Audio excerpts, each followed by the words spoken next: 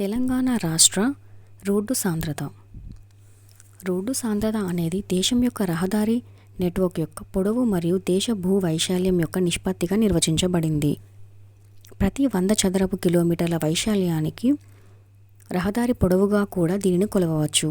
2021-22 సంవత్సరానికి తెలంగాణ రాష్ట్రంలో రోడ్డు సాంద్రత ప్రతి 100 కిలోమీటర్లకు 97.49 కిలోమీటర్లు.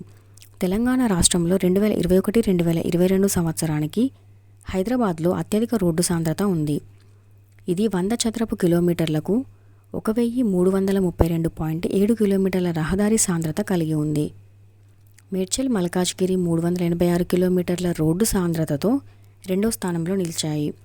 100 చదరపు కిలోమీటర్లకు 157 కిలోమీటర్లతో రంగారెడ్డి రెండో స్థానంలో ఉంది.